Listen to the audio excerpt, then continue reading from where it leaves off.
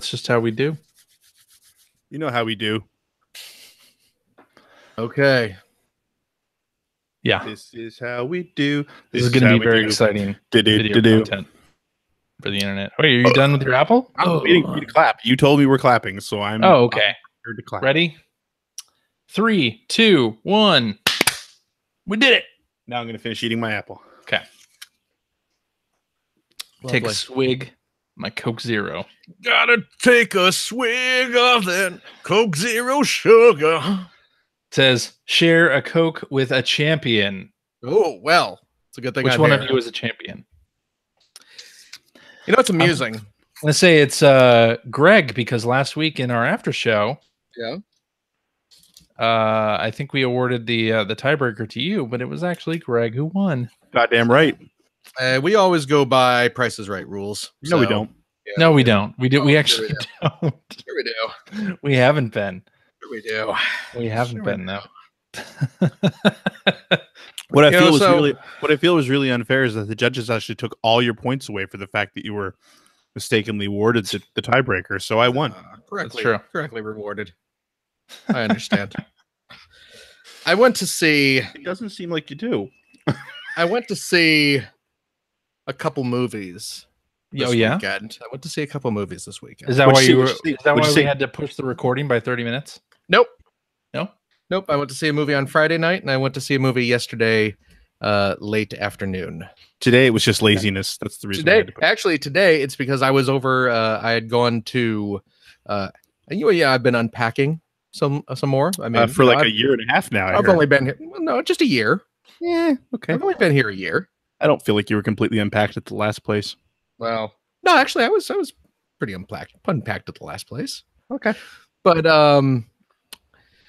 I took a bunch of books and movies and stuff over to the Half Price Books to sell for some cash to fuel my my meth addiction.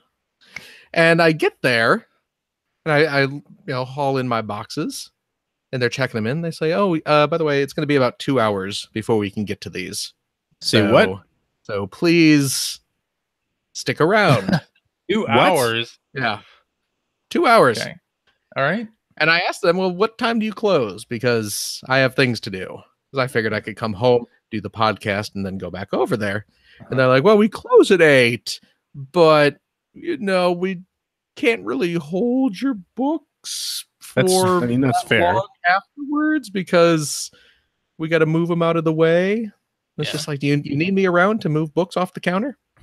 So apparently, whatever the case is, I had to stick around and approve the sale of my old books and such. That sounds important. It was very important. I had to cleaning out my stuff. Okay, I see you have fewer books there behind you. Well, no, not really. No, not at all. Not at all. No. Strangely enough, I have more bookshelves than just this one behind me. Really? Okay. I have more bookshelves than what is behind me. Speaking of books, I just finished this one, the Mega Man 3. What do they call it? Boss fight books? Yeah. Yeah. It was interesting. Yeah. I picked up a couple of these at GDC. I picked up this one in the Bible Adventures one. That is, by the way, that is a terrible drawing of Mega Man on the cover. It is, yeah. People joke.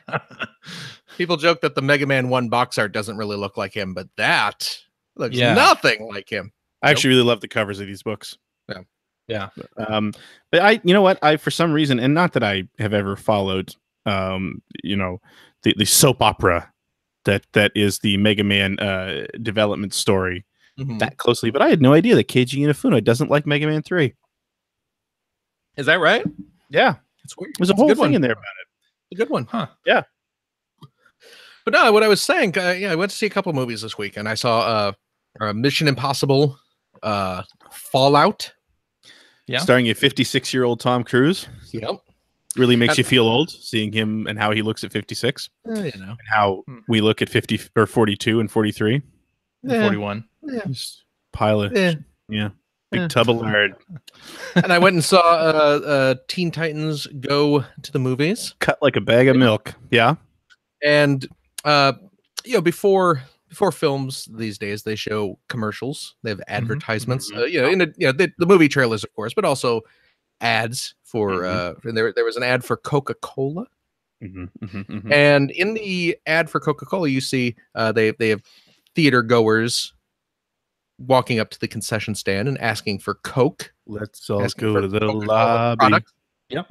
And in this advertisement, a customer goes up to the concession stand and asks for 1 Coke, 0 sugar, please. Who calls it that? And I, you know what? And I'm watching. Here I am watching the Mission Impossible Fallout with its ridiculous stunts. Tom Cruise jumping on a helicopter. Hanging on, climbing up a rope to a helicopter in midair, crazy motorcycle jumps stuff and all stuff. All that seems far more likely to happen than someone going to a movie concession stand and asking for Coke, 0 sugar. That's the point of advertising, because nobody does that, and they want people to do that. I thought you were going to say happen, though. In the advertisement, somebody walked up and it was one of those Coke freestyle machines, and it actually worked. I'd love to. It was a miracle. I'd rather see somebody walk up to the concession stand and order a Coke 2. I've never had a Coke freestyle machine not work. I do not know. I do not know if that is a universal experience. Is it just that you don't know how to use it, CJ? I know how to use it. I feel like it's not user error. You touch the screen. I feel like it probably is. You touch the screen, and then there's a big button. CJ just mashes it like something's wrong with this thing, pressing his face against it. And then you have to push the button to make the soda come out. Oh, you're forgetting that step, because there's a big button you have to press that actually makes the soda come out button. It's actually what it's called. Oh, right. You might be confused. I did that wrong. Yeah. Should we do a podcast about video games? They don't have. I actually don't see a lot of those Coke freestyle machines here in Washington. They were all over the place in California. Yeah. Did you do it? Did you do our intro yet, CJ? No. Oh, I mean, now you're gonna have to run this before the intro, because this is gold. This is all great. Gold, Jerry. Hello and welcome to episode number 612 of the Player One Podcast for Tuesday, July 31st, 2018. I'm your host, Chris Johnston. With me, as always, is Mr. Greg Seward from Canada. Where has the year gone? Dear God. I know, right? It's already August. It's crazy. School's starting back up. My daughter's going to be in first grade. It's great. My kids are going to be in 6th grade, 4th Holy grade. Crap. And first grade. Wow. Slow down there. Reproducto. I keep telling them to. Reproducto. Reproducto. My boys can swim. What can I say? And joining me from the great state of Washington, Mr. Phil Theobald. Well, my name is Phil, and I'm here to say I'm going to do a podcast for you today. Wicked, what? Congratulations, you just screwed up your levels for CJ's edit. You did. Okay. No, it's fine. I got one of the things that evens it out. Yeah, those things are foolproof. So they are. Have you listened to the podcast recently? We sound gold. Yep. Golden voiced. Especially when I'm dropping fat beats and dope rhymes. Yeah? Yes. Speaking of fresh fat beats. Ciphers. Yes. Did you hear, Phil, that Taiko no Tatsujin? Yes, the Super Drum game. Is being released, the new version of it is being released in the US on Switch and PlayStation 4. Now, didn't I say exactly those words like last week? No, you did not say exactly those words. Because this was not officially announced. Not even close. But someone said, I believe that I think it might be coming here. Were your exact words? Yes, well, I think it might be coming here. What you just said. There you go. I got it. My news reporting is supreme, and we've got Taiko Drum Master coming out in November 2nd. That means I won't play it in 2 languages. That's a Theobald lock. You're welcome, America. Theobald lock, yeah. After you can't do lock after the fact. Locked and loaded. You can't. Yeah, I do have done that last week. Too bad. I don't think you understand how it works. I got it all figured out. But they got an announcement trailer up. It looks supremely cute, and apparently it's going to have the Disney music in it as well. All the Disney music. All the Disney music. No, the stuff that's was in the Japanese version. Stuff Moana from song. Moana, Zootopia. It's got It's Little April Showers. At least it's going to have something from Neon Genesis Evangelion. Oh, the Cruel Angel's Thesis. Something like that. That's the theme song to the Neon Genesises. Okay. Ever see that show, the Neon Genesises? I have seen that. I've not watched it all the way through. Oh, really? Yeah, I've never actually seen it all the way through. I always stop at like episode 10 or That's weird, dude. I recently did a rewatch of it. Oh yeah, a couple months ago. Yeah, it's a good show. I have the movies on Blu-ray. I probably should watch those. The new ones, the remake. Yeah. I've not seen those yet. Yeah. I don't know how I feel about that whole thing, like revisionist history, right? Like forget the TV series entirely.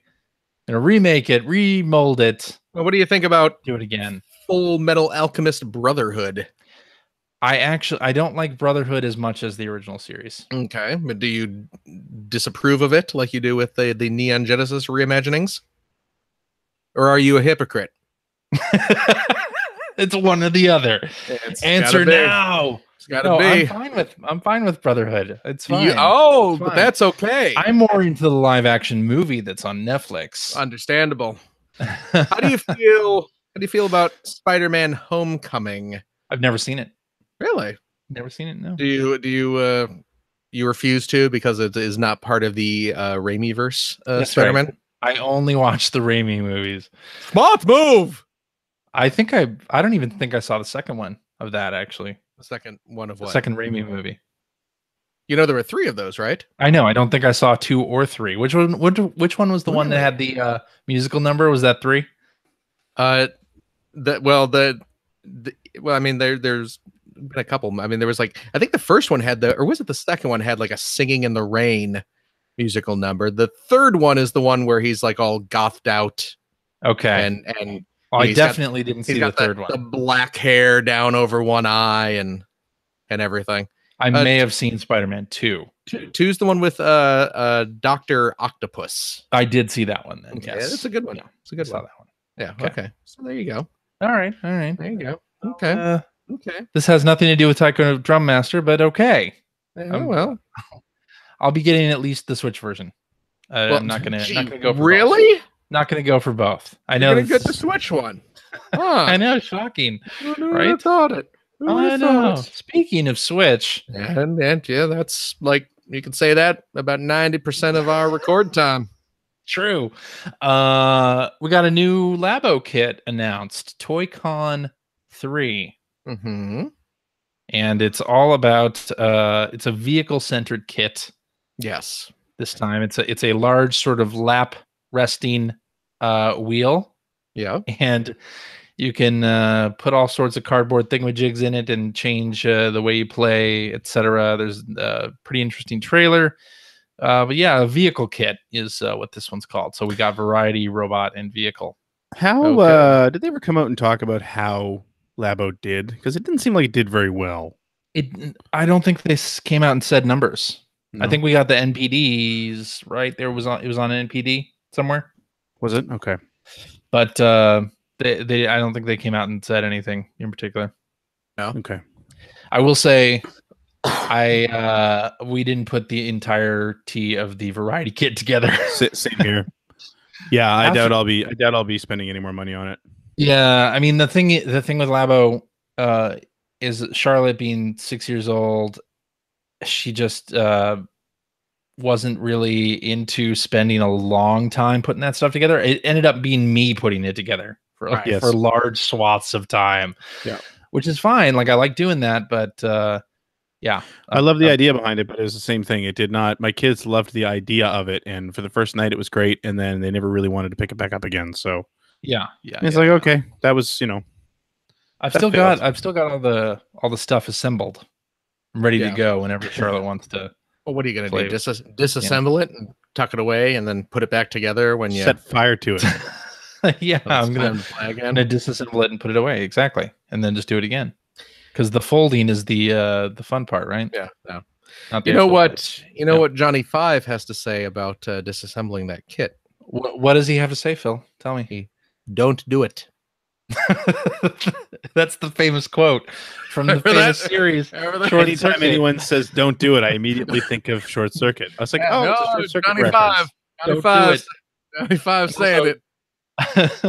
He's Johnny Five is living. Nice software. He's talking about Ali Sheedy's tits. Okay, that's a little crass. Hey, you didn't have to go there. Don't hide. That's Johnny Five. Don't hide that behind Johnny Five. That's Johnny Five. Also, that movie, little racist. Well, yeah, little racist, isn't it? A little racist. Weren't we all in the 80s? Just a little. Was it Fisher Stevens? Fisher Stevens. You went to that movie and laughed. Famed Indian actor Fisher Stevens. No, as I forget his character's name. It's all about context. But he was in Lost. He was really good in Lost. He was also really good in Super Mario Brothers, the movie. Was he? There were good performances in Super Mario? I blocked out. He was one of Super Mario Brothers. The movie. He was one of Koopa's henchmen. He was one of the dumb henchmen. Yeah. Okay. With the little heads? No. There were two normal dudes. It was Fisher Stevens and some other guy. They were like the bumbling sidekicks. They were Bebop and Rocksteady? Yeah, basically. I believe Iggy and Spike, if I remember correctly. Okay. All right. That sounds valid, yeah. Yeah. Mm-hmm. Yeah. So there you go. Right. Early 90s. Steve Guttenberg as Dr. Newton Crosby, PhD. I know an awful lot about Short Circuit. You do. I don't understand you. When is the debut of your Short Circuit podcast? Debut? It's been going for 30 episodes. Running, three years running ago, longer than Player One. Jeez. I would listen to that, Phil. If you want to start another podcast that's based around Short Circuit, and it's the whole series, really. Yeah. I do a minute, and I will listen. It's a minute-by-minute breakdown of both Short Circuit films. I was gonna say, it only started a while ago, but it's 5 nights a week. So, indeed. Yeah. All right. So, Sega Genesis Classics has Uh-huh. gotten a free VR update. Okay. Or PSVR VR update. So now you can play all of your favorite 16-bit classics in VR. So I assume that's just the interface, because the whole thing's supposed to look like a 90s bedroom, like a 3D 90s bedroom. Really? Is that what the VR update is? They don't actually say. I'm guessing it is, which means that what you're doing is sitting there playing it on a poorly rendered 3D screen that's gradually moving to the right and down. You're talking about VR drift there. Yeah. Drifting. That was the word I was looking for. Yeah. Good times. Well, anyway, okay, sure. If you want to play 16-bit games in VR, now you can. Hey, Sega tried to get us playing 16-bit games in VR in the early 90s. That is true. That is, yep. I was at the CES where they were showing that off. I would love to see one of those things in real life. Kind of behind closed doors. They not really behind closed doors. There were no actual doors that were closed. It was just like a roped off area. But I could see behind closed ropes. Behind closed ropes, I could see people with the headset on. Sega's Vomitorium. I heard, isn't that in Console Wars that it made people throw up? Yeah, well, there's actually, I forget, there's some kind of measurement for VR that actually I think it uses the word barf. No, but the whole idea is like this is as low as the frame rate can go before people will just get sick. Yeah. So, and I don't believe that the Sega VR helmet was over that frame rate. No. So I do not have any sort of VR equipment. Right. So explain to me, like you would a simpleton, As you would a usual, child. I don't understand why you're reading these rules now when that's just kind of our basic resting pulse. If I slap on my headset and start don't playing, slap it on first of all, because that would hurt. It might also break it. Yeah. And I start playing Sega Genesis Classics. What am I seeing? Am I just seeing Streets of Rage? Just I think kind of that's encompassing my whole don't view. know. We don't know. That's what we were just talking about. Yeah. Well, that's why I'm very confused by this, because I can see no benefit to playing a 16-bit two-dimensional game in virtual reality as opposed to just playing it in actual reality. Yeah. But what if you want to go back to the 90s? Phil, Yes. The interface, and you can see this on Steam as well if you have any of these games. So the interface that Sega used for these things is, like I said, you're in a it's like a poorly recreated 3D 90s bedroom, right, where there's a small television in front of you, a Mega Drive actually underneath, and then to the right there's a shelf full of games, and that's how you pick the game you want. It's all these spines. I'm guessing that's the VR segment. Now, so I just turn my head to the right, and there's my shelf of games, and I tap Altered Beast. Yeah, and then the box opens. I'm assuming because I think even in the standard version, if you want, when you select a game to play, you can play it in that interface. So you see it on the 3D screen, you see it playing on the screen of the television in that world. Right. So I'm guessing you could probably leave that on. That's why I was saying. So you'd literally be staring at this screen within a screen. Screen within a screen, and it would probably, which is PlayStation VR, it would drift ever so slightly, which is stupid. Why would I want to play a Genesis game on a fake TV screen within my real TV screen? You're really angry about this. I have a real TV. I don't understand. I don't understand your anger on this. I have a real television. I don't need a fake television drawn. You don't have a television like you would have in your 90s bedroom. I know. I have a significantly better one. Not for 16-bit games. They don't look as good on those TVs. I don't know. Anyway, Guacamelee 2 is coming out on the 21st of August for PS4 and PC. I'm all over that. Guacamelee is fantastic. I really like Guacamelee. Very much looking forward to this. I'll get that game. They announced it for Switch too, didn't they? Who cares? Who cares? I'll wait for the Switch version. Of course you will. I mean, it's perfect for Switch. Right? Oh, stop it. I'm holding out hope that Last of Us 2 comes out on Switch.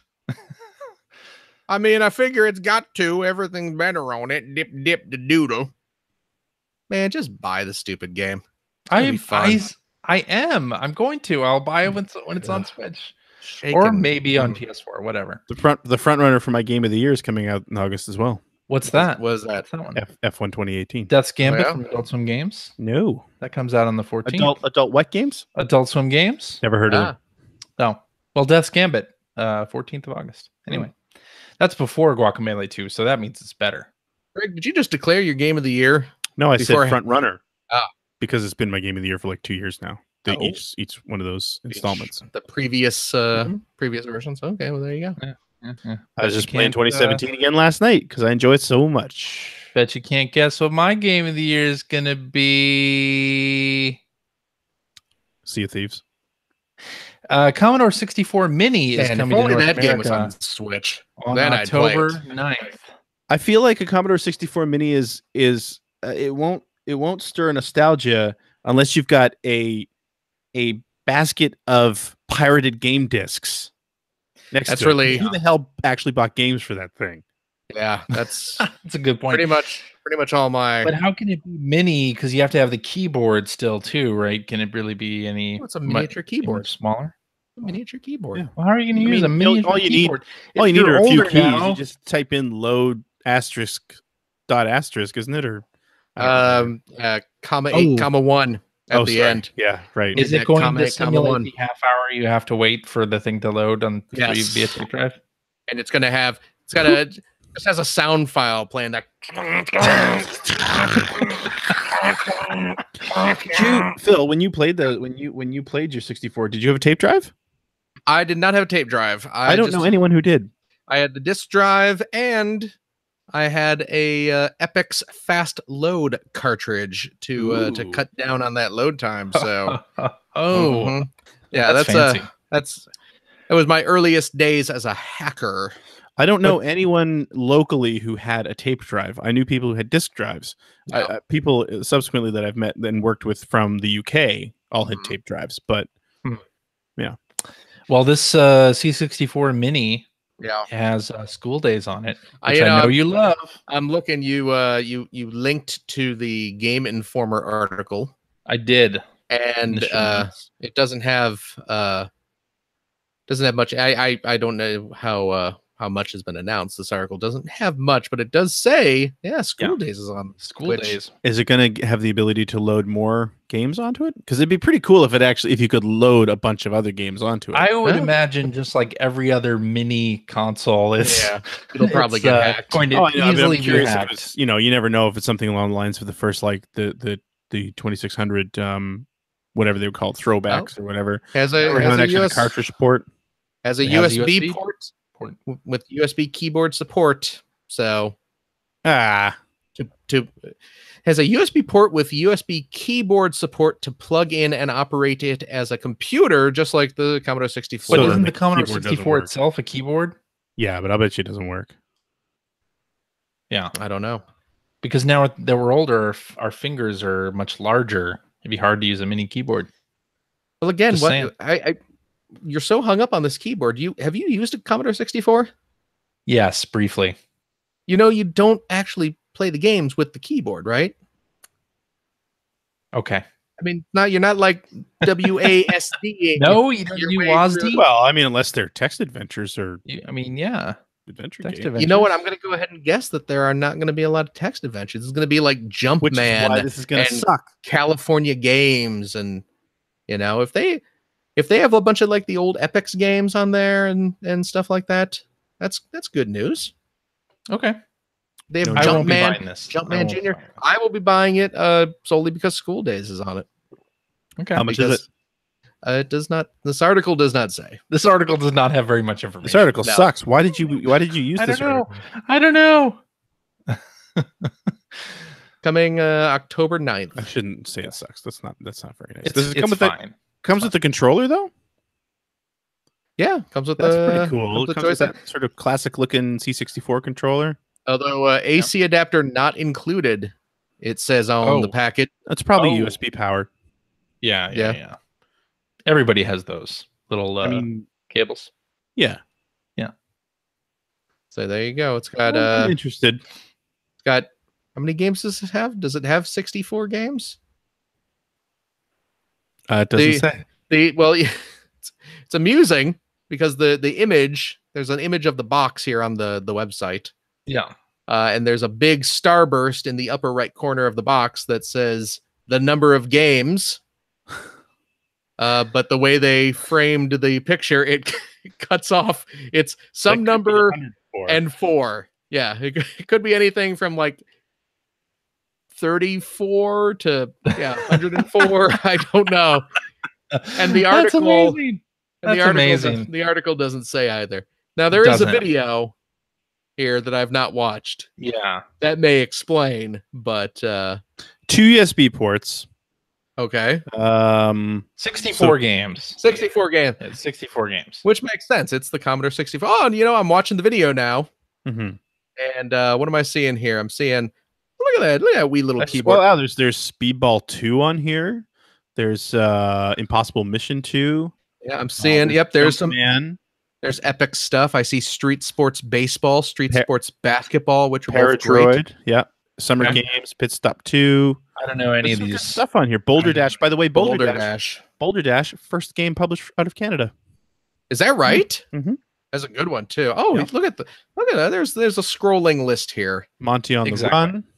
Breakdance. That's an Epix game. Wow, there's some good stuff on here, man. California Games. Yes, Cybernoid 2. Oh crap! Gribbly's Day Out. There's a game I didn't think anyone on the planet except me remembered. Gribbly's Day Out. Nope. But it's got School Days, so okay, I want one of these now. Yeah. For sure. And then, you'll be able to load ROMs on it inside a week. So for sure. Someone will World games, winter games, summer games too. And I played those epics I played those epics winter games and summer games. Right. My cousin who had a Commodore 64, we spent so many hours playing those games. Oh yeah, same here. Well, let's wrap it up with some not so great news. Onrush developer has been hit with some layoffs at Evo. Yeah, that's no good. Yeah, including the game's director was let go as well. Oh, jeez. Yeah, that's not cool. Yeah, Onrush doesn't seem like it's sold all too well. No, that does not surprise me. But I love that game. It is not a typical racing game, but it is like a team objective based driving game, and I loved it. I loved it a lot. I really didn't like it, and it doesn't surprise me that it didn't sell well. Not necessarily because I didn't like it, but because it was confusing as hell. They didn't do any marketing. They didn't do any marketing. Nobody knew what it was. Yeah, that's true. And then that demo or whatever it was, beta came out, and everyone was even more confused. And of course, nobody bought it. No, I bought it. Nobody else bought it. It's a great game. It's so sad. Anyway, best of luck to everybody affected by that. Go work at Playground. They need people. Yeah. You guys make good racing games, and Playground makes awesome racing games. You should work there. That is very true. Yeah. All right, let's talk about what we have been playing. Greg. CJ. What? CJ. I'm surprised you didn't put in the news about the those new arcade 1-up machines. Mm-hmm. You want to talk about the arcade 1-up machines? I think we should. Okay, go ahead. So do it. So there is a company called Arcade 1-up. Arcade1up.com is their internet website. They are selling arcade cabinets, but they're like 3/4 scale. Yeah, they're about 4 foot tall arcade cabinets, so perfectly sized for me. And they are. It's weird. Did you look at how these are being sold? Did you look like, because you have to kind of assemble them yourself? Right. Yeah, it's kind of like press board. But it's all cheaper. It's like $3.99. That's actually $2.99. I feel like it may be depending on what the monitors are, it might be a good main cabinet. Yeah, well, the monitor. If the monitors and controllers are good. Yeah, well, it's they don't go into too much detail on the side. It says authentic arcade joysticks, trackballs, buttons. True arcade tactile feel, which we'll see about that. Sure. But it's a 17-inch LCD screen. Mm-hmm. But yeah, it's like they're shipped flat. I mean, it looks like if you go to a like Target or something and buy a bookshelf, and you just get like a big flat box, and then you take it home and sit there and assemble it yourself. But they have different versions with like 3 or 4 games. 4. They each come with 4 games. Well, except for the Street Fighter one, which has 3. So choke on it. 4. That's it. 4. Well, because there's a Street Fighter one that has Street Fighter 2 Championship Edition, Super Street Fighter 2 Turbo, and Super Street Fighter 2 The New Challengers. Mm-hmm. There's an Asteroids one that has Asteroids. What is that? Major Havoc, Lunar Lander, and Tempest. Mm-hmm. There is a Rampage one that has Rampage, Gauntlet, Joust, and Defender. And then there's the one I'd want. The Centipede one? That one is pretty cool, but I'm looking at the other Capcom one. Yeah. Final Fight, Ghosts and Goblins, 1944, and Strider. Yes. Yeah. And then the Centipede one has Centipede, Missile Command, Crystal Castles, and Millipede. Not a Crystal Castles fan. I wasn't really either. Oh, man. Yeah. That was one of the first games I played. Well, that means the Centipede one has a trackball on it then. Yes, it does. Yeah. Ooh. Yeah. Well, because those are all trackball games, right? Okay. Yeah. And the Tempest one has a twisty knob on it. Yeah, has the dial. Okay, right. And the Rampage one has 3 joysticks. 3 joysticks, 2 buttons. So each one of these has a different control configuration. Yeah. That's pretty damn cool. And Walmart, there's actually an exclusive Walmart one that has Galaga and Galaxian on it. Oh, okay. Which, if that one had Ms. Pac-Man on it as well, no kidding, I'd be all over it. I'd buy that. I wouldn't even have to think about it. Yeah, but I saw these and they've been kind of making the rounds on the internet. $300 for pre-order. Which one you getting? Well, I mean, and they're also selling a stool, a little branded stool, so you can sit down and play, and a riser, and a little riser, that you set it on and it brings it up to like full machine height, which is kind of a neat little workaround. But yeah, I kind of want one. I'm very curious as to the quality of them. Yeah. They're not going to be great quality, but I mean, as long as they hold together, like, if they don't get too wobbly. Right. Exactly. Now, see, the problem here is if I wanted to order one of these, $500. Oh, really? They're not selling them in Canada? They are, but the price here at Walmart Canada is $500. Oh, that sucks. Yeah, they're selling them at in the US, Walmart, GameStop, and Bed Bath and Beyond. That's the Beyond part. This counts as Beyond. It's a boutique item, I guess. So. Yeah. And then Walmart Canada is selling them as well. So I'm out of the ones here, the one I would be most interested in is the Final Fight. Yeah, just because those games are all very different. Ghosts and Goblins and Strider one, that one's not available for purchase yet, though. Nope. That one's coming later, I suppose. But I'm just curious as to the quality of the joysticks and buttons and everything. That's what I'm saying. Like for $300, especially if you're someone who isn't handy. Right.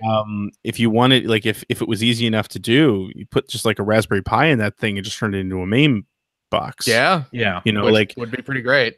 Yeah. So I don't know. We'll see. I'm waiting for reviews. I am very curious though. Yeah. I actually wouldn't see, it's because I'm interested in the Rampage one as well. Phil's going to buy 2 of these things. No, I'm not buying 2 of these. No, I'm definitely not buying 2 of these things. I could not see, but also that version has Gauntlet, but you only have 3 controllers. Oh, yeah, that's true. Right? That's true. Also, you know what? Joust and Defender, classic games, obviously, Defender, but I replay value. Yeah, I don't really have much interest in playing those these days. But because you don't hate yourself. Well, let's not. You don't want to punish yourself every time. Let's not be cruel. Come on. No, they're really good games. They're just really hard. Yeah, well, that is also true. Where's the Mortal Kombat machine? No, give it time. Maybe if these take off, maybe they'll do more. Yeah. Now, see if this Rampage machine had like Xenophobe on there as well. Nobody cares about Xenophobe, but is that really? Yeah. Come on, people have to care about Xenophobe. There's got to be Xenophobe fans out there. Nope. Like CJ is the singular Onrush fan, you're the singular Xenophobe fan. That's right. It's too bad. Heartbreaking. All right. I think we can get into what we've been playing now. And we're going to start with Greg. Speaking of difficult old arcade games, my son had one of his friends over for the night last night.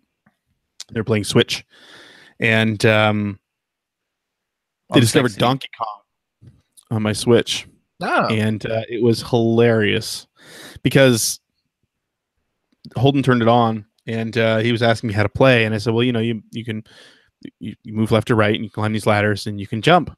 And he goes, that's all you can do? And I said, yeah. Oh, this is going to be easy. I can't do anything with this. This is going to be stupid. It's so easy. And then they proceeded to just bang their heads against the wall trying to get past the cup. They got past the first level a couple of times. Okay. Because that game's hard. Yeah. Really, especially if you've never played it before. So anyway, it's just kind of funny because then I got to grab it and I had one run that wasn't very good, but then I had another run that was quite good. And he kept telling me he was going to knock my high score off the table. And I think he came 5th once. Yeah. That was it. So it was nice to be better than him in a video game. It was cool. But he really enjoyed it. It was cool because he normally turns his nose up at like he calls those pixely games, which makes me wonder if he's actually my kid because that's like all I play. But he was really enjoying it. And then I was sort of telling this is when Nintendo's first big hits, and he Right. thought that was all really super interesting. So at least he pretended like he did. Other than that, playing some more Mega Man and Base. That game continues to kick my ass. Did you ever finish that game, Phil? Oh yeah. Did you really? Did you finish it as Forte, Base, or did you finish it as Mega Man? I'm probably Mega Man. Okay. I'm pretty sure I finished it as Mega Apparently Man. it's harder as Base. Okay. And my experience this past week, it seems like that's the case. But yeah, I think in an hour and a half, I got through 2 Robot Masters. Okay. It was just rough. So I have 1 more to go before I unlock the last stages. And I've gone and looked at a walkthrough video, and it doesn't look like it's going to get any easier. So I'm going to keep playing that this week. And then the other game that I've been sort of moving my way through, classic adventure games, moving my way through Sierra's pre-King's Quest stuff, and played The Dark Crystal. Oh, awesome. Week, which was their first licensed game, but it was for the Apple IIe and I think Atari ST maybe. So it had sort of those really primitive graphics again, because they didn't have a lot of they didn't have high resolution to work with or anything. Looked really good though, played really well too. They really upped their game, and I don't know if it was because they had the movie studio or some piece of it supplying them with art and writing or what, but it's like a massive step up from the previous like 4 or 5 games they had. You see the main character in every scene. It follows the movie almost exactly. So like if you know the movie, you pretty much know exactly what you need to do in every scene. The only time that it gets a bit confusing is when you get into the castle, because it's a bit of a maze, and you're constantly, like, the Skeksis are constantly wandering around, and you can run into them and that sort of thing. So, but anyway, I really, really, really enjoyed it. Actually, it was a lot of fun to play. And that's a Roberta Williams game, right? I think so, but again, you can tell it's extremely clear that the studio had major control over it. Yeah. At least it feels that way to me, because like I said, it's such a step up from what they had before. And it's not as convoluted, and it's not as sort of just completely illogical in places. You kind of expect from Sierra games from that era. Yeah. So yeah, and the other thing that I had no idea that, though, and this you'll find this interesting, Phil. There was a kids version of the exact same game release called a Gelfling Adventure. Oh, really? So I believe everything in there is like multiple choice when you have something to do on the screen, and coded by Al Lowe. Oh, really? Yeah, I know that guy. Leisure Suit Larry fame, and Player One podcast fame, of course. Yes, of course. That's 11 years ago. That's 11 years ago. Yes. So yeah, but anyway, really cool little game. I've been moving through that stuff. So now I'm actually on to King's Quest. I played a little bit of King's Quest this past week as well, but I'm going to be playing it on my channel this week on Monday night. Forgot how completely crazy some of the puzzles are in that as well. But yeah, I'm excited to sort of get into the era of Sierra games that I was really into. With my buddy Dave's computer, because I didn't have a computer when I was a kid. But yeah, that's all I've been playing this week. Cool. All right, Phil. Yes. What do you got for us? Well, I've been playing a little Mega Man game this week as well. Oh yeah. For the Switch, of course. I mean, what else would you play any game on? Does it have a D-pad? Yeah.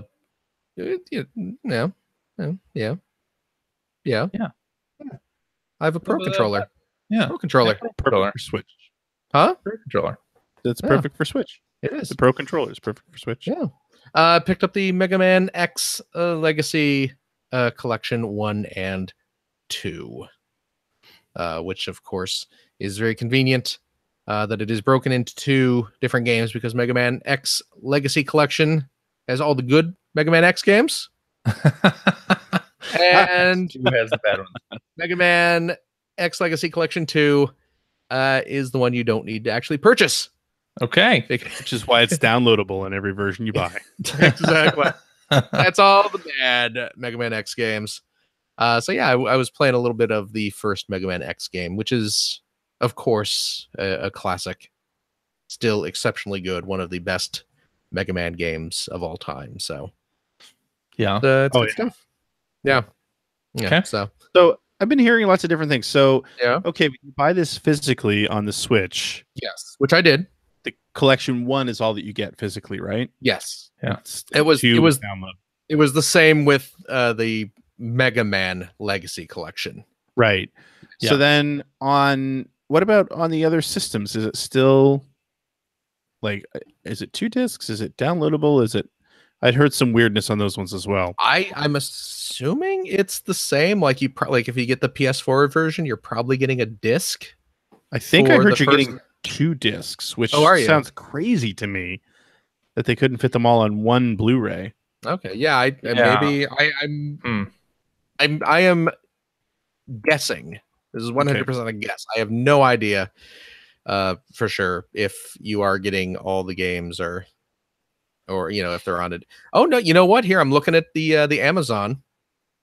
According to Amazon, Mega Man X Legacy Collection 1 and 2 for PS4 includes a disc for each collection. So that's crazy. So I wonder if that's because they were considering selling them separately at one point. Yeah, it could be. Until they realized nobody would buy Mega Man X Legacy Collection 2 because they're all the bad Mega Man X games.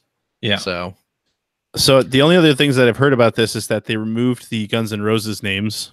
Yes, in Mega Man X5 when they localized that for the Western markets, they changed all the original boss names to Guns N' Roses references for some reason. Why? What? Amazing. I love it.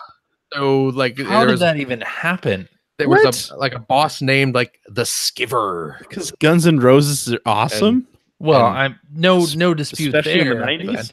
And of course, Duff McWhalen is the one everyone remembers. Yep. That's the one everyone remembers.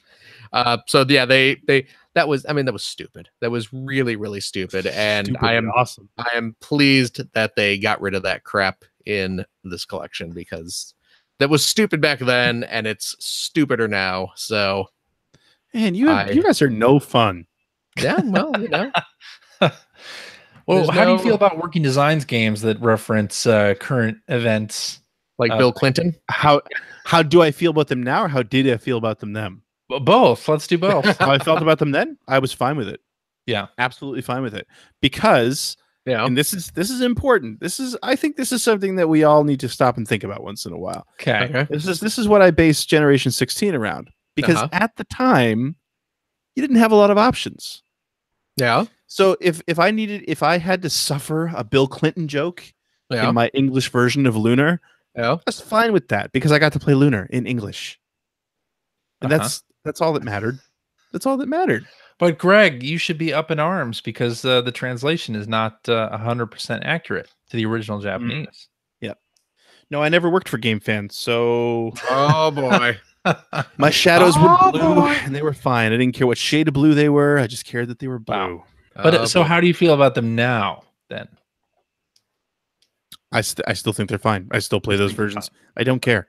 Like it's never mattered to me. Now if it severely screws with like a major storyline somehow that's offensive in some way, fine. But what do you think about games that reference memes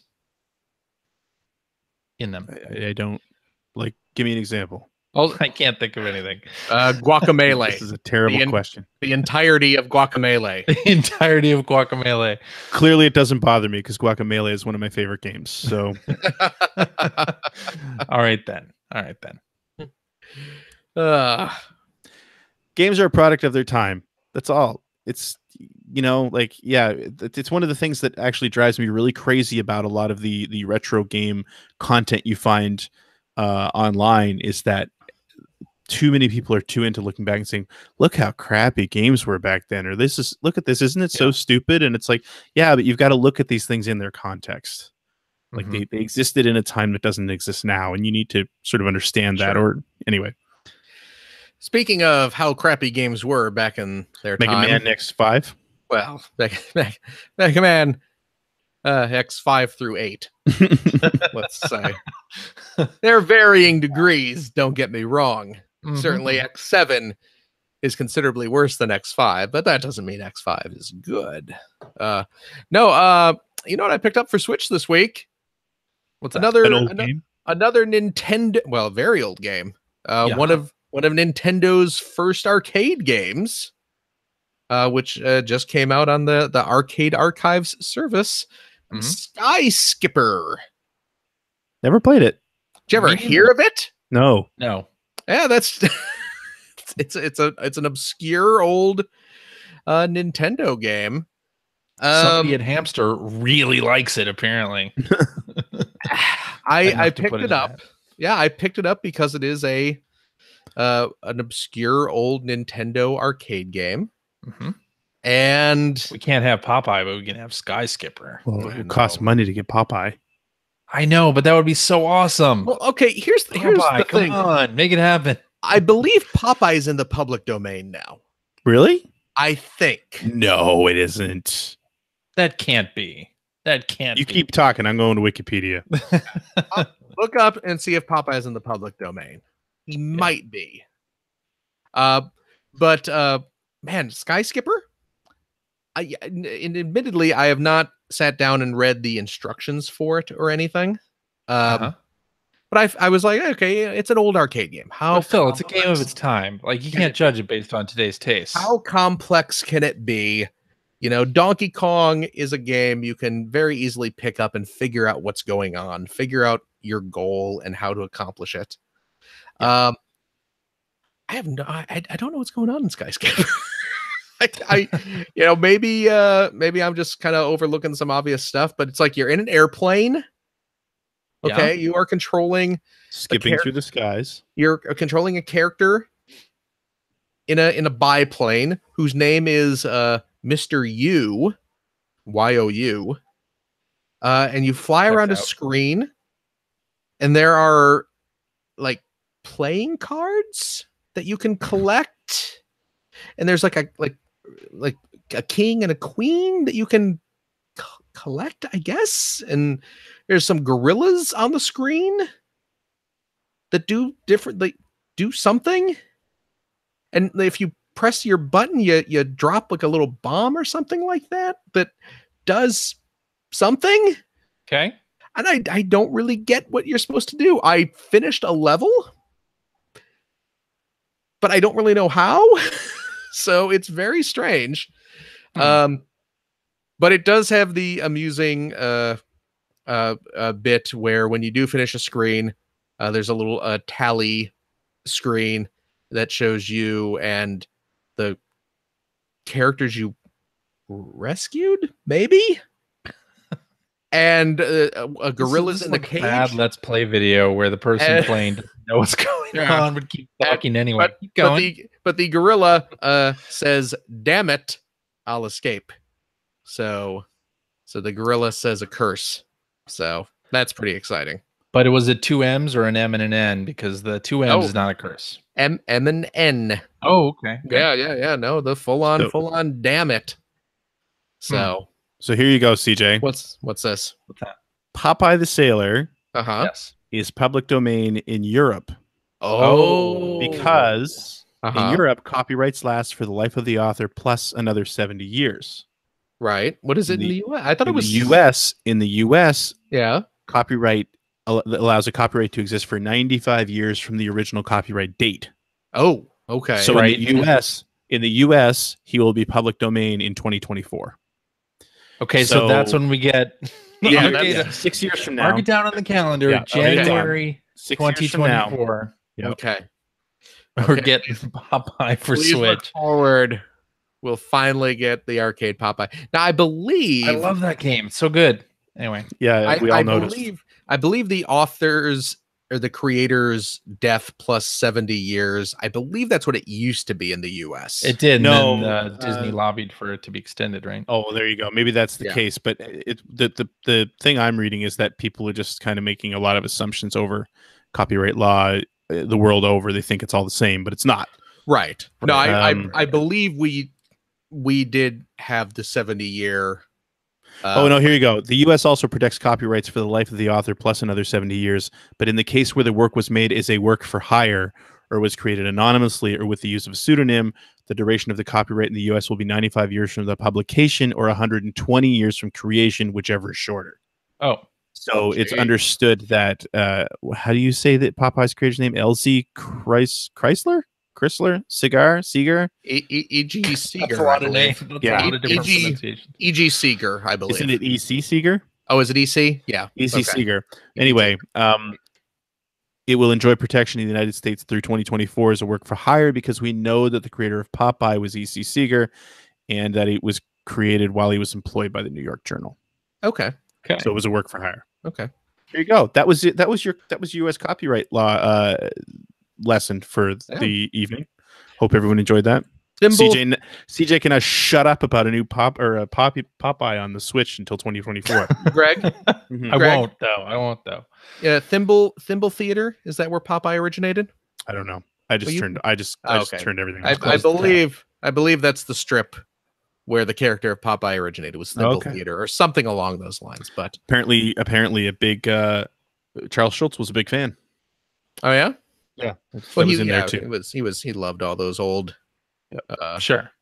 Barney Google and Snuffy Smith is another that's where he got his nickname Sparky from the old Barney Google strip. Oh, okay. Oh yeah? Yeah. Huh. Sparky was the name of a horse in that comic strip. And that's where he got his nickname. Cool. So there you go. There's your there's a little bit of cartoon history for you as well. What do you think about that? But I can't make heads nor tails of Sky Skipper. Okay. I will keep trying for the greater good. Okay. Sounds good. Wait, what's going on? Boom boom boom boom boom boom boom boom ba da dum ba da da ba bum bum bum bum bum ba dum bum bum ba da bum. There we go. All right. What else you got? Greg is tiring of U.S. copyright law discussion. Apparently. I picked up another random game for the Switch this week. Yeah. A beat 'em up. Yeah. That's akin to Final Fight or the Streets of Rage. Mm-hmm. A game with the very peculiar title of Bud Spencer and Terrence Hill Slaps and Beans. I saw this pop up on the eShop and was just like, what is this game? Okay. What even is this? But I think I read on the internet that it's based on some kind of film or TV series that was popular in territories other than America. So this game was it was a Kickstarter. It was a Kickstarted game a few years back. It is based on the films of a pair of actors named Bud Spencer and Terrence Hill. They are Italian actors who starred together in several movies during the 70s and 80s, usually comedic action movies. Some spaghetti westerns are in there. If you've ever heard of, there's a western movie called I believe they call me Trinity. Trinity, like from the Matrix. Trinity is Still My Name is a sequel, I believe. And they're kind of comedic action movies. Okay. And they very popular in Europe. Sure. These two, some of their films came out over here. I actually did see some of them back when I was a kid. What are some titles? Well, I just gave I just gave you two. Have recognized any of these in the U.S.? I just gave you two titles. Okay. There was another. I don't recognize them. There was another one starring just Bud Spencer that I saw when I was a kid. It was kind of an E.T. knockoff called The Sheriff and the Satellite Kid. So that was another movie that I saw when I was a kid. But yeah, so it's a beat 'em up starring these two guys. Okay. And it's kind of 16-bit style graphics. And it's not that bad. It's okay. Not great. It came out on like every platform this week. Yeah. It's on PS4. It's Xbox. it's pretty good. pretty good. It's amusing just because because it's such an obscure license, and they actually did get permission from the actors. I know Bud Spencer died a couple years ago, but they had talked to him before he died. But yeah, so it's fully authorized by the actors. They actually were able to license a lot of the music from their various films. So you have all this kind of, the music's kind of, it's like, and again, like I said, they were kind of like comedies. So it's kind of like weird, almost carnival music, playing while you're beating up dudes. But yeah, it's kind of funny. You walk around and you're punching dudes and stuff like that. You can grab a guy. Yeah. When he falls down, you can grab a guy and pick him up, and you're actually kind of like carrying him around by the scruff of his neck, and you can use the guy you knock down to beat up other guys. Okay. And you can actually pick up two guys, so you're carrying a thug in each hand, and you're just beating the crap out of dudes with other dudes. So there's like a counter move where if a guy's punching you and you hit the counter button at the right time, you grab their fist and start pounding their fist into their head. So you're kind of doing yourself kind of thing. So yeah, it seems interesting. I like the idea that you take something that was popular in the 80s or 90s or 70s, 80s, certainly. Fine. And then like make a retro arcade style game out of it. Yes. Like that seems appealing. I don't know these actors. I don't know the films, but it seems interesting. Yeah. No, it's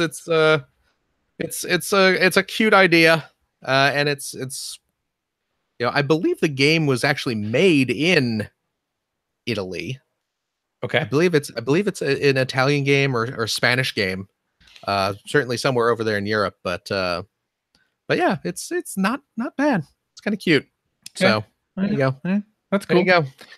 Well, yes, I played a new old game this week. New old game. I played No Man's Sky. Oh, right. Yeah, the next update. Yeah, and started over. Mm-hmm. And on the Xbox this time.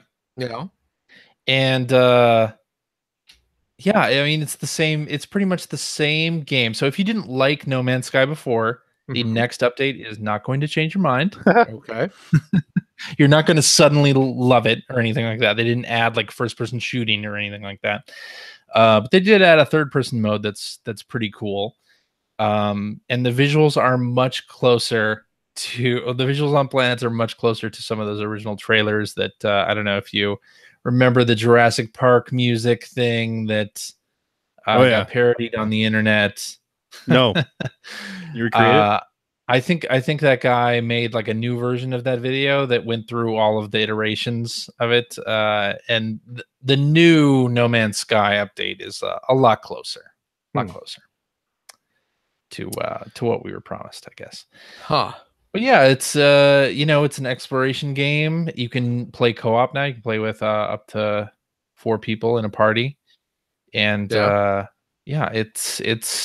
it's No Man's Sky. It's the same, pretty much the same, but they added a lot of new wrinkles to it. Like even in the tutorial, I had to like build a machine to like refine some minerals. I didn't have to do that in the original game, but it's interesting. It's very interesting as a space exploration game.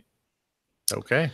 Yes, but unfortunately not enough to pull me away from Sea of Thieves, which of course I played a bunch of this week. And on Tuesday, so when this podcast is out, we get a new update for Sea of Thieves. The Cursed Sails is what it's called. It's a new event, and there are going to be skeleton ships that roam the seas, and you can defeat them and get some cool loot, apparently. Hacker alias Hoity says, please, no more podcast with Sea of Thieves in the show notes. I can't take it. Stop. He doesn't have to put them in the show notes. He's just talking about it. Exactly. Yeah, I'm just going to talk about it. There you So yeah, Cursed Sales comes out on Tuesday. It's gonna be awesome. They have an alliance system in the game that's debuting on Tuesday. That'll be pretty interesting. You can fly like pennant flags on your ship that say that you want to form an alliance with other ships, and then you split or you get a cut of the loot from that. So it's going to be very interesting to see how that changes how the game plays.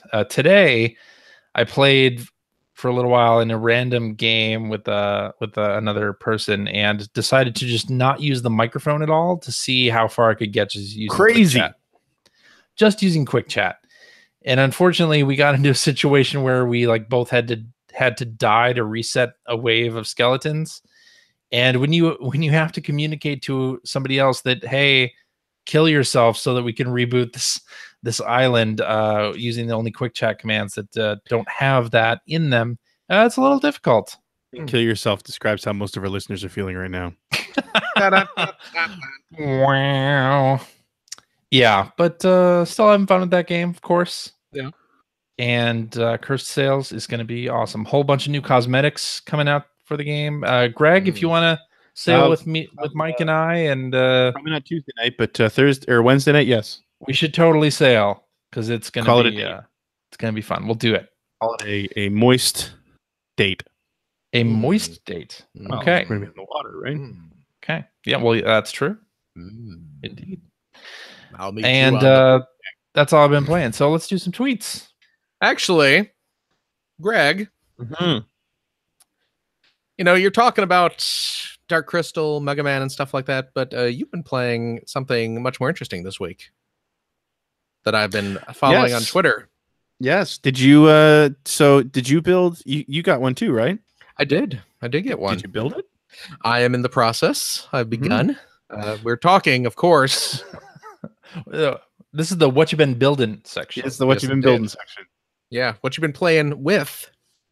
We're talking about the Lego Voltron set. The brand new Lego Voltron set that, geez, you just plowed right through it, though. My goodness. Well, I mean, you know. You gotta, you know, I know you don't build as much Lego as I do. No, I don't. You gotta slow down, man. You gotta savor that stuff. Oh, well, I enjoyed every second of it. Don't. You chugged it. You know, that's like getting a glass of fine wine and just, you know, downing it with a straw, man. I'm a single father, and I don't have any place to really build these things that I can leave sitting. Like, you gotta swirl that glass around. You gotta take a sniff every now and again. You know, take a sip. You know, swirl it around in your mouth a little. Savor it. Nah, I drink to get drunk, man. See, okay. I mean, you know, you got your Voltron built. You know, you got where you were going. I mean, I spent a good 5 hours building it that night, and I wasn't finished. Yeah. You know, and then I spent another couple. I sat and watched my race on TV and built the last 2 lions, and I was having a good time, man. It's good stuff, right? I mean, you know, I haven't, like I said, I've just finished the first bag, so I'm just so you don't even have 1 lion done yet? No, I'm halfway through Hunk's lion at the moment, the yellow lion. Yes, indeed. So yeah, I haven't splurged on any Lego for myself probably for 4 years now, 3 years now. The last thing I bought for myself was the Millennium Falcon. Yeah, not the $800 one. $800 one. No, although God, I wish I had that kind of money. But who are you, Bill Mudron? Yeah, no kidding. So, you know, and when I saw that this was coming out, I was like, well, I'm a massive nerd for Voltron, the good Voltron, the Lion Force. Sure. Don't even like anyone thinks of vehicle Voltron when you say Voltron. Hey, I gotta be clear on it. Don't have to. Yeah. You know, I mean, it's not Robotech. So the next thing I need someone to do is to actually, for Lego ideas, is actually submit the idea of an SDF-1 because oh baby. But no, when I saw that this was coming, I was like, you know what? I haven't spent a significant amount of money on Lego in like 4 years. Yeah. Screw it, I'm buying this because it was $200, $220 here. And of course, being a Lego VIP, which, as far as I know, only means I signed up for it. Yeah. You're able to buy it a little bit early. Yep. And it's huge. I wasn't prepared for actually how big it was when it was finished. So oh yeah, no, it's gigantic. Yeah. But really, really nice build. So it's the 5 lions, but they're all fully articulated lion forms that you can transform into Voltron, the giant robot Voltron. The Lego VIP program, by the way, Greg, they when they have big kind of exclusive sets like this, the VIP members usually can get them about 2-3 weeks early. But you also when you spend money on Lego, you accrue points that you can then redeem to get, because I ended up getting, because I was saving my VIP points, so I ended up getting $30 knocked off my Voltron. So nice. Yeah. I think the only points I had was literally because I didn't buy it. I didn't buy that Millennium Falcon through the site. So okay. But anyway, it was just a super enjoyable build. Really, really like significantly bigger than I expected. And so I've got him up in lion form on my dresser in my bedroom now, and it's like by far the biggest toy that I have sitting in there. Excellent. Actually sitting right next to my old die-cast metal Voltron toy that I've hung on to for years and years. That's awesome. But really, really enjoyed that. So, and now I'm just jonesing for more and seeing the Hogwarts Castle set that's coming out in a couple months. But that's like a $500 set, man. And oh my gosh, oh my god, does it look nice though? Only $400 down here. I don't know what you're talking about, man. I'd love to, but no. Yeah, it's a nice looking set though. Yeah, really, really liked it a lot. So I'd be interested to hear what you think, because you've got more experience with Lego. But I mean, I was really surprised at how solid the whole thing is. Like, it does not feel like it's going to tip over. Oh, good. It's like they actually, because with the Lego Creator, or what is it, Lego Ideas? Yes. With the Lego Ideas stuff, they always give you a bit of background on how this happened and the design process of it. And they said like the biggest thing for how sort of hefty the whole model became is that they wanted to have a very rigid base that wouldn't tip. And it's interesting because when you'll see, I think probably in the next bag that you build, the system they came up with, the hinge system they came up with for the 2 lines that are the legs, is pretty interesting, pretty impressive, really. And you actually have you put little tires on the bottom of it. Oh, really? Act as stoppers so that when it's standing up, it can't move. Like it's nice. really, really solid build. It's clever. There are they're brilliant, right? Lego engineers today, man, are nuts. In terms of just how skilled they are in doing whatever you want with those bricks. So now we need an SDF one. Indeed, that would be expensive. Should we get on to tweets? Tweedly deedly dee. We're talking about Sea of Thieves and Adult Swim games all we want. Hey, I didn't talk about that stuff for 10 minutes. Tweet. Alrighty, let's start this one off with hacker alias Zelda 2 AOL, who says, in the latest issue of Nintendo Force magazine, Takuya Aizu, CEO of Inti Creates, stated that it would be his dream to do a remake inspired by Zelda 2. I think this is a great idea. What do you guys think? All over it. One of the best games. I'd be down for it. Yes. Wasn't there some interview with Miyamoto where he said that Zelda 2 was like he wished he had more time to improve that game? Or something like that, something along those lines. I don't know. I just because I don't like Zelda 2. All I know is that game gets unfairly crapped on, and the only reason people don't like it is because it's got Zelda in the title. Because if that was any other game that didn't have to be compared to the original Zelda, and furthermore compared to Link to the Past, nobody would say it was a bad game. The reason I don't like it is because of the difficulty spike. Pretty early on, like they have a pretty large difficulty spike. You know what? You should go back and play some of those games someday. I'll bet you'll find they're not nearly as hard as you remember them being. Zelda 2 is pretty tough. Zelda 2 is tough. I replayed Zelda 2 probably within the last 5 years. Did you play it on the Game Boy Advance though? No. Okay. And it's still it's a tough I'm game. not saying it's not hard. but it's not I impossible. played it on. I tried replaying it on 3DS with save states, and it wasn't that all that fun.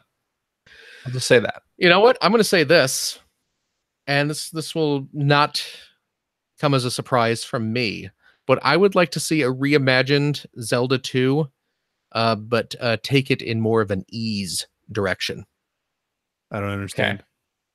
Well, I mean, In Zelda terms of 2, combat, Zelda 2, it's kind of an action RPG, right? sure. Ease, Yeah. action RPG. I think a very good ease-inspired Zelda 2 remake, reimagining would work out extremely well. Like, describe to me what that means. An ease inspired, like what mechanics are you talking about? What do you mean exactly? With that kind of combat, with that So just the push to, because my experience. Okay, have you played a recent ease game? My experience with ease is Ease Book 1 and 2. Okay, well, okay. So that's why we're confused. Play a modern ease game. Play an ease Probably game not. that has come out in the past, I don't know, 20 years. Probably not. And then get back to me. Play Sounds like a lot of work. You know, play Oath and Felgana. I'll probably replay Zelda 2 instead. The Memories of Celceta just came out on Steam. Play that one. Play that one. I do have a couple of I have like Ease Origins and on Steam. Try some of the modern Ease games. Try Ease 7, which is great. Is it cheap? It's been on sale for pretty cheap. Okay. It may not be at the moment, but a Zelda 2 remake done in kind of an Ease 7 style, I think would be really, really great. So yeah, I mean, Inti Creates has done some great stuff, right? They did Blaster Master Zero, which I thought was a fantastic game. Fantastic. Let's get something along the lines of Dragon's Trap. That'd be interesting. Sure. What are they working on now anyway? They'd also have to fix the gameplay or difficulty spike. Anyway. Yeah. What do you think about this one? Let's do Hacker Alias Jupine, who says, has the Switch got too much shovelware? Are quality games being missed in the weekly deluge? Absolutely. Next tweet. Yeah. I think that is absolutely true. I don't think it's something relegated to the Switch. I think it happens on Xbox and PlayStation as well. So that makes it okay. No, it doesn't make it okay. I mean, it means that there are... I'm just trying to get your Nintendo Defense Force out. That's all. I just want you to whip it out and drop it right on the table. Right.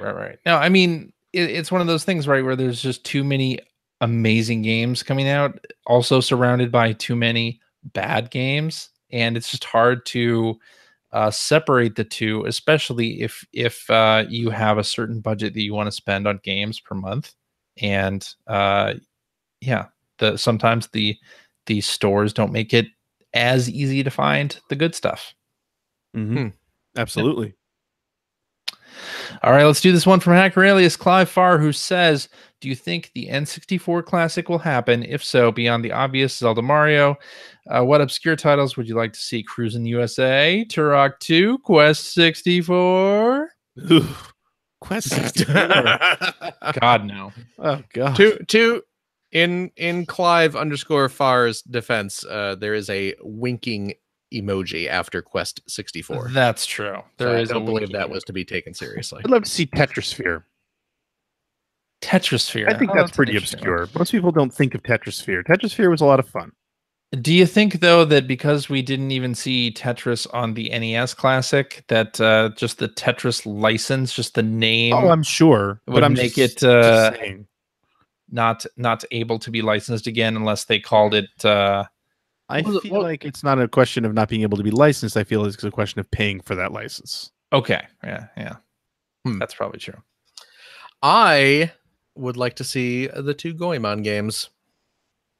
Mystical Ninja starring Goemon and Goemon's Great Adventure, which are both excellent games. Sin and Punishment would be a really nice addition.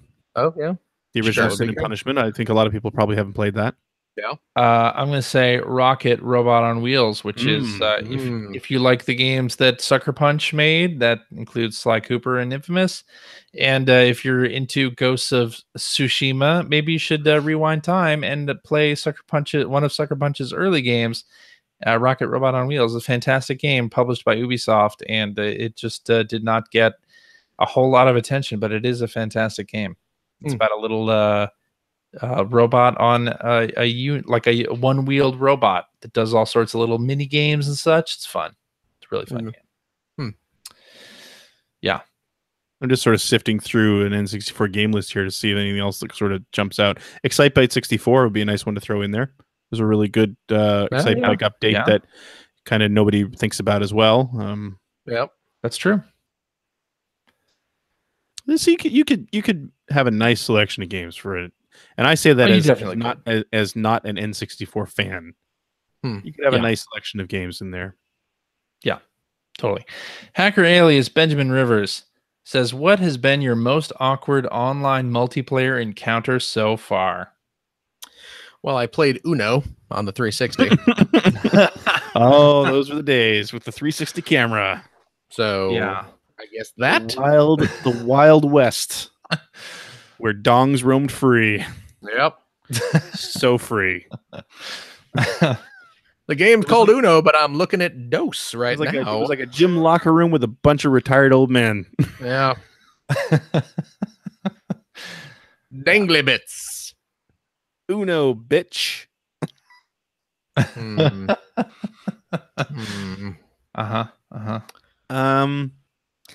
I don't know. I can't think of anything in particular that hops out. I mean, I've had a couple different experiences with that were unpleasant.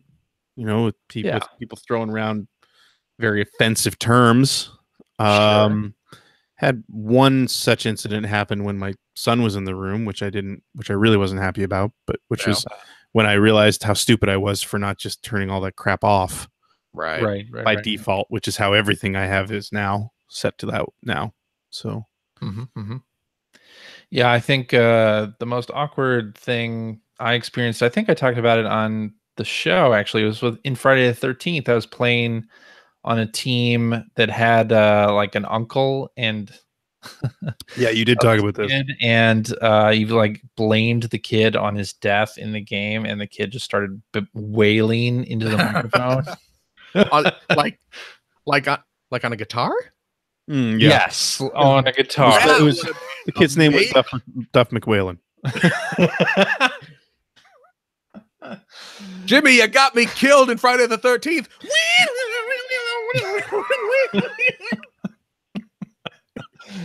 Failing all things. You got it, Dad. Failing all things. I understood that reference. There you go. Yeah. I understood that reference. That's just for you, Phil. Failing all things.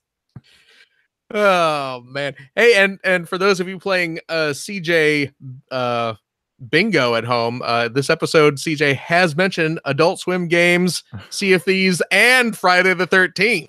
That's right. So somebody's a winner. Somebody's a winner. You got the holy trinity there. I mean, perfect for Switches. The free half space. The cards are winners at that point. That's we also had the Nintendo Defense Force come out. That's true. So, Nintendo sucks, but so does everybody else. Wow. All right, that's where I think we should stop it. Whew. Oh boy.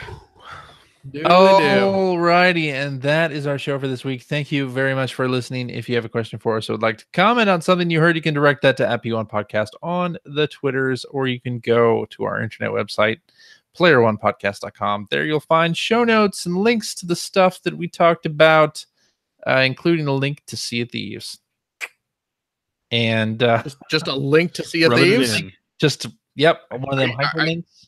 You linking right just to the store? Just right to it. It's in the show notes. Okay. It's CJ's Google account, so he actually gets some credit every time someone buys it. That's right. You will also find Generation 16 episodes there. Check out the latest episode. Learn about Techno Cop.